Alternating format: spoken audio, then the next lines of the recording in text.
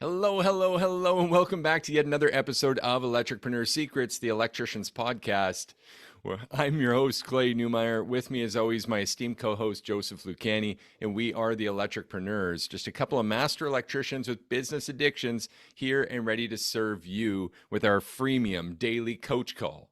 The admission for this, nothing. Sit back in the hot seat, take everything we give, just promise to take action and report your wins back to us so we know how you're doing. We're right down to our final episode of this $1 Million Launch Series. I think we've got a summary coming up. Maybe on Monday we'll talk through it. If any questions come up from our followers, then of course we can answer those early next week. And we're happy to do that and discuss this. But ultimately, Joe, we're getting down to the nitty gritty here, brother. There's a couple things I want to cover, but right off the bat, man, how are you doing today? I'm doing really, really well. It almost felt like a little surreal when I realized that today was one of the last episodes we were doing on this, because we spent so much time and poured so much of ourselves into it. And it's almost like another chance to really get behind the wheel one more time and help people. And going back to thinking, what could we have done differently? What would we have done differently? It just feels really, really cool to not only visit those places mentally, but to know that we're changing the game plan for people who want to go there from day one. I agree, man. I agree. I think by the end of this, we're 26 or 27 episodes, 26 today. So with a little finale and a review, maybe 27, 28 tops. But ultimately, that's more than a month because we're 5 days a week, right? So there's a huge, huge value that we've given in this, and I can't wait to set up the mini course around this. And the intent actually is to share it with various electrical schools and training facilities around North America to help as many electricians as we can, at least with a really good understanding. But you know what? I think I'm going to save that for the finale because we'll go down a rabbit hole that's the wrong way. We still have some work to do here. One of the things I want to address, man, is we haven't been ultra clear on how big of a team we're looking for to accomplish the $1 million. Now, with just you selling, let's say, and I'm in the office entirely, it seems that using our pricing guide, it just seems, and you tell me if you agree, that if we're 400 an hour service rate, 350 to 400, assuming 1,000 hours per unit, that means 350 to 400K per billable unit. So we've got a selling tech in yourself. That's going to be 350, 400K at the 1,000 hours, assuming it was billable hours, right? Add another one. Now we're at about 700 to 750. Add one more. That should break us through. So would you agree that, hey, with one selling and a couple install teams, we can break through $1 million in this year? Yeah, so it is definitely doable with that. And the reason why I say that reference is we were able to break $1 million at my company with just me selling and the team supporting it. So after you get to about 3 teams, 2 teams is safe for one person. Yeah. 3 teams becomes one of those things where you can do it, but it's hard to keep you at the 2-week mark for 3 teams because that means you're doing at least 3 sales a day. Yeah. So I would say, yes, 2 teams is 100% doable, provided you then also are either doing some service calls yourself and as well as selling. Awesome, man. Awesome. So thanks for that clarity. Then where we kind of left this off last time was we hired an installer and we explained how we were going to do that. And right here, we kind of need to rest on the assumption that we're going to hire the next one in the very same way and or leverage some there. I mean, there's different apps out there like Applicant Pro is something that we've recommended for many people. Rapid Hire is another one. These places are able to canvas multiple marketplaces where people apply for jobs and or look for jobs. But there's some deep rooted stuff that we kind of touched on last time too, is in when we're at the supply house, what do we look like? What energy are we presenting? To reference my record analogy from last one, what are we playing? What's on the playback? What does that look like? What does it feel like when we're in people's presence? Do they want to be on our team? And how important is that to retention as well and keeping these people growing with us? There's something very important there. And I don't mean to take it into like a little bit of a darker place, but I think it's very important to mention is that are you happy and do you appear to be happy? Because the thing is what would have motivated me to join your team back then wouldn't have been, are you in a clean uniform and in a fancy truck? It would have been, is your tech smiling? Does he look happy doing what he's doing? Because I was chasing happiness more than I was chasing money and power. Yeah. So if your team not only looks good, but they look happy while they're doing it, that is a great magnet that not enough people are mentioning. Definitely, man. And I don't really believe in guerrilla tactics, as in going all over everyone else's staff and making Yeah. offers to Don't happy like that. people. But I do believe in our social media policy, in growing our network, in making friends with as many electricians as possible. Because Mhm. you've got to remember that each and every one of us is on our own journey through our own perspective.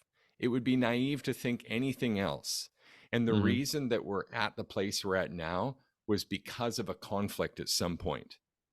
Something Mhm. triggered the need for this current journey, and something will trigger the need for the next. And that could be from a place of pain and or from a place of desire. And when they see you and the things you're doing and your wrapped vans and your immediate growth and your happy smile and your clean boots and how everything just seems to be so green on that side of the fence, what are Mhm. they going to be thinking about? I mean, I would say, well, what do I need to do to get that? What do I need to do? Where do I need to go? Tell me what to do. And a lot of times, what that means is that people will approach you, not necessarily asking for a job, but they'll approach you asking, well, what are you doing? How are you doing it this way? And then it literally just be like, would you like to come find out? Come I on, love that. I'll show you. I love that. So one of the things I wanted to touch on in this is really managing those staff journeys, then assuming that's the level of attraction that we're creating. Mhm. Managing staff journeys to me means taking care of people. It means taking care of people and showing them how the company values and their values, which are something that we should really be working out in the early stages of interviewing, by the way, how they're aligned and how working together in that alignment is going to serve the two individually and as a team. How Mhm. everyone wins, like a win-win-win situation. Yeah, man. I heard a good expression that I think really would tie into what we're talking about, Yeah. which comes down to when you go to the technicians, establishing who do they actually work for? They don't work for the owner. They work for the customer. The customer, if they're satisfied, will then call the company back. The company then has the means of paying the technicians. So it's a consistent loop that happens where you're saying the more the customer is satisfied, the better the team can be rewarded. And the more the team is rewarded, it eventually comes back to the company. So, with that logic, I would just want to make sure they understand that they're not working for us.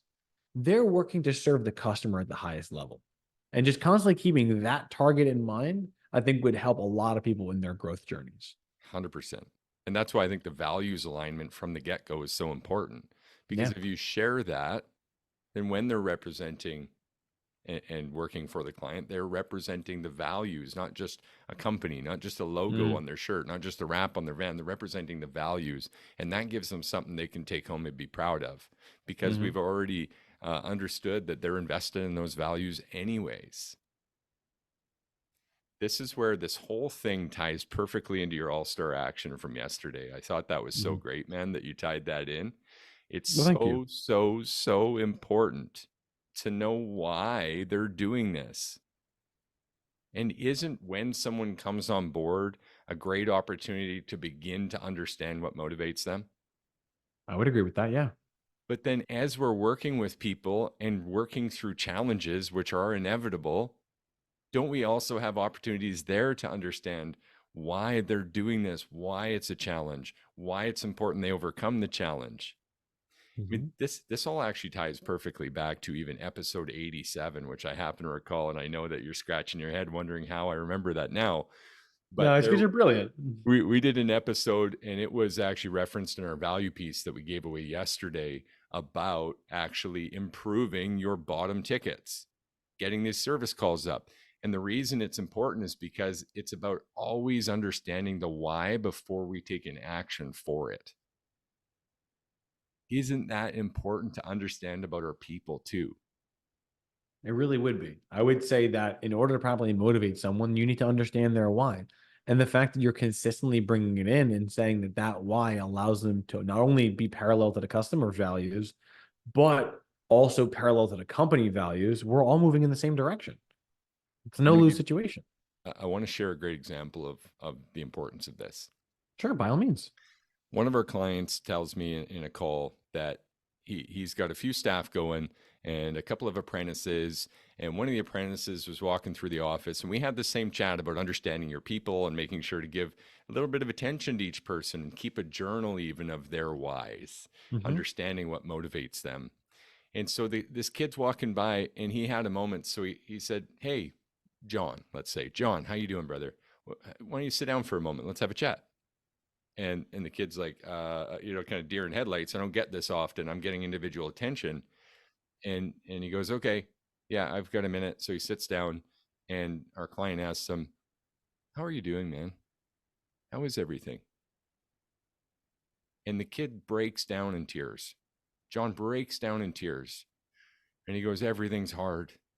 Everything is so hard right now."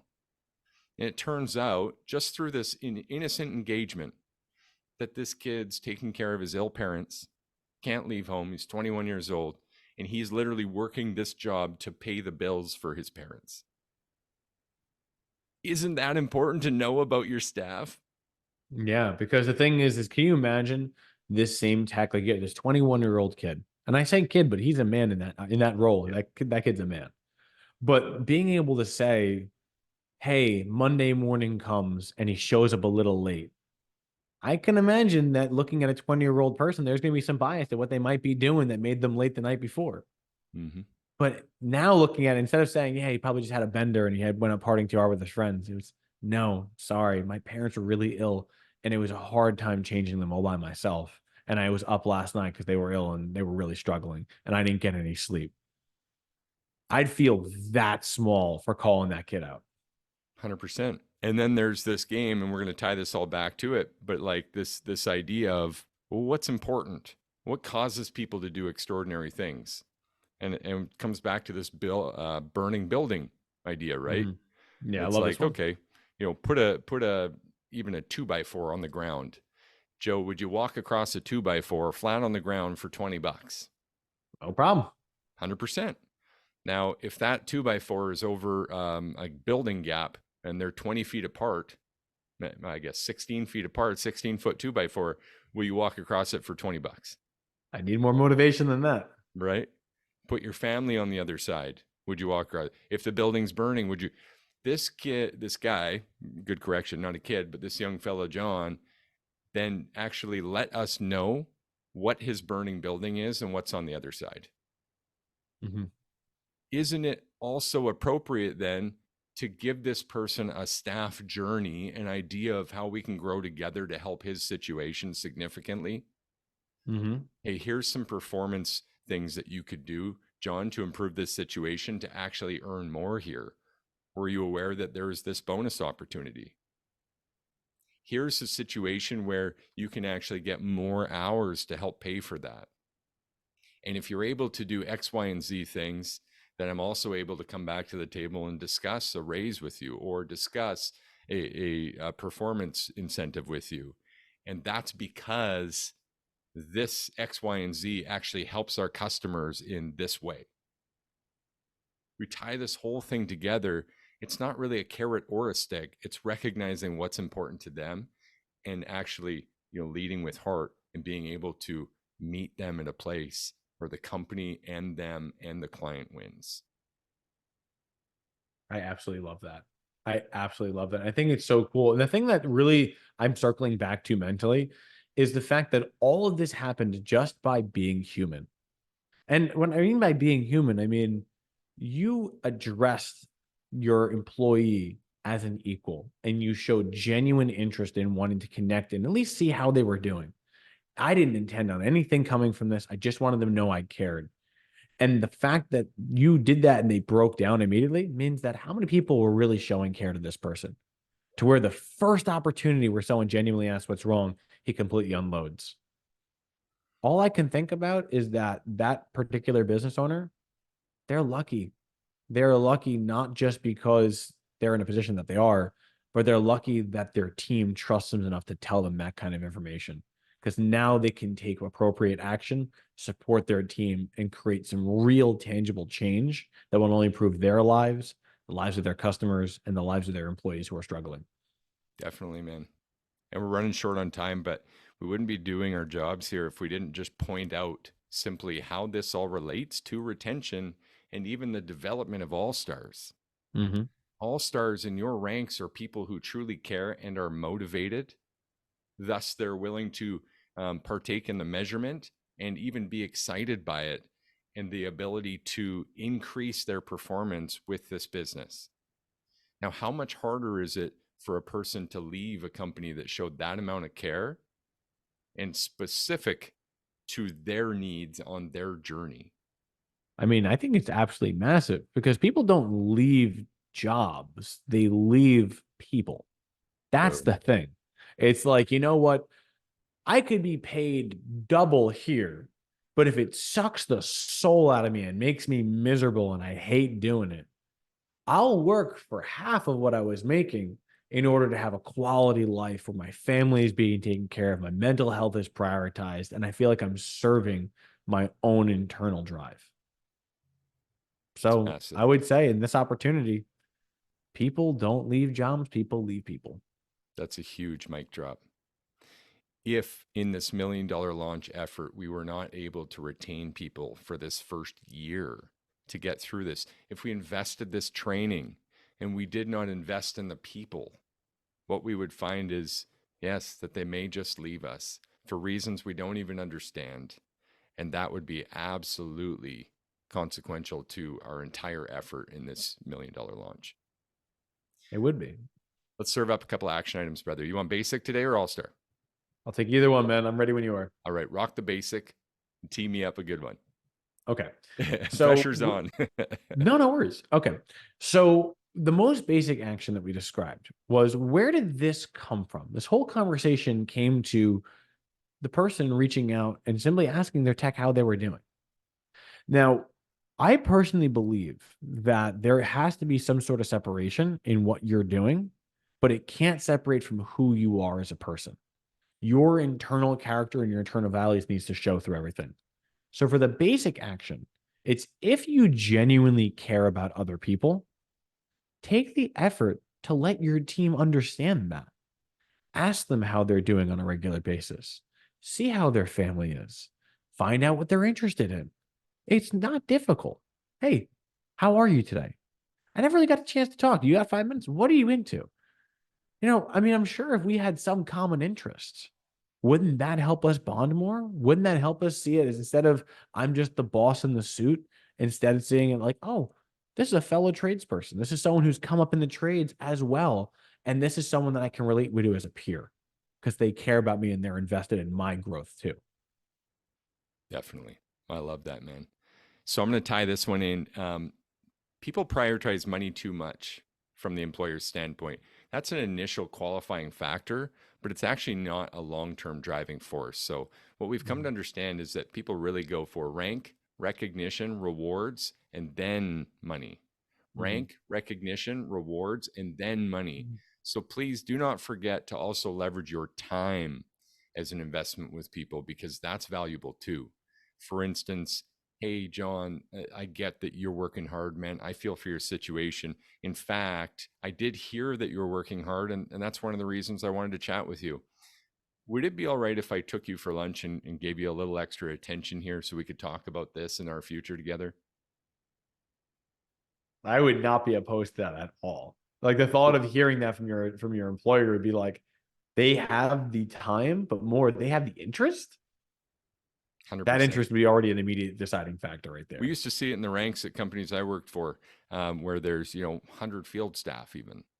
And when you get taken for lunch, you feel like a boss. And when you see someone else get taken for lunch, you're wondering, oh, dang, I wish I was them. What did they do? I want that time. Granted, that was my experience, and it's something that we talk about often. Joe, we're going to wrap this one up. As an all-star action, definitely consider that time investment as an investment into that relationship. But you get to leverage a staff journey, and that can be a little bigger than just, oh yeah, you're an apprentice and then you become a licensed electrician for us, and we're happy to keep you as long as you want. Mhm. What about the installer? and the training that goes into the installer, and then the install upgrade process. And hey, if you manage good with the install upgrade process and people buy from you, then we're going to train you to be a service technician. And at the service technician, now you're in diagnostics and running your own calls independently, end. And if you do really good there, then you can upgrade to become a sales technician. So having this staff journey laid out and how it benefits their journey as well is a massive plus. Guys, we're all out of time today, but this has been another episode in the $1 Million Launch. Finale to come here next week. Thank you so much, Joe. 5 days a week, we keep showing up to help you guys master your sales, simplify your pricing, and deliver premium level electrical service. And we're going to continue that next week as well. Thank you. Can't wait to see you all soon. It's been an absolute honor.